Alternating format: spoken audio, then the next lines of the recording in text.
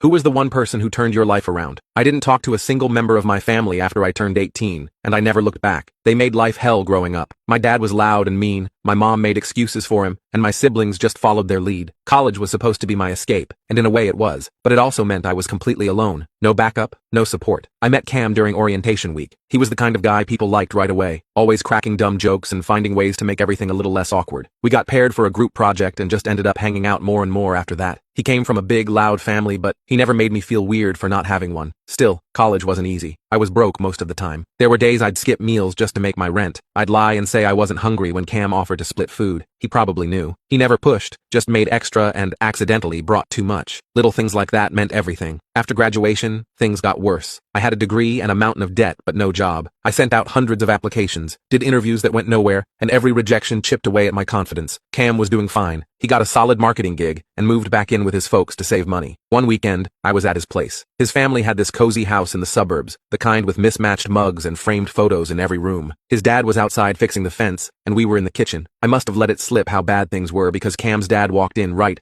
as I said I was thinking about moving back into my car. He didn't say anything right away, just grabbed a soda from the fridge and leaned against the counter. Then he asked what I studied, what kind of work I was looking for. I figured he was just being polite, but the next thing he said caught me completely off guard. I might have something for you, he said. Come by the office on Monday. No promises, but I like how you talk. We'll see. I showed up that Monday in my only decent shirt and borrowed shoes. It turned out that he owned a small but successful logistics company. Nothing flashy, just a lot of trucks, warehouses, and things that kept stores stocked. He started me off doing grunt work, scheduling, spreadsheets, and inventory checks. It wasn't glamorous, but I didn't care. I was finally making enough to eat 3 meals a day. Over time, he taught me things nobody else ever had. How to read people in meetings, how to push back without starting a fight, how to make people feel like they mattered. It wasn't just a job. He became someone I looked up to in a way I'd never experienced before. He and Cam's mom started inviting me to Sunday dinners. I'd help set the table, wash dishes after. They never asked about my family, never made me explain, just gave me a chair and made sure I had a full plate. The more time I spent with them, the more I felt something I hadn't felt safe in years. Wanted. Like I wasn't just surviving anymore. Cam's dad would throw out advice like, never trust a guy who brags about working weekends, or, if someone won't take blame, they won't take responsibility either. And I ate it up. I was starving for that kind of guidance. After a couple years, he promoted me, said I had good instincts, said he was proud of me. I think that's the moment it hit me. I'd spent so much time trying not to feel anything that I didn't even realize what I was missing. But in that moment, hearing those words from him, I felt it. I had a real life now, a job I cared about, friends who felt like family, and a man who stepped in and showed me what a real dad was supposed to be.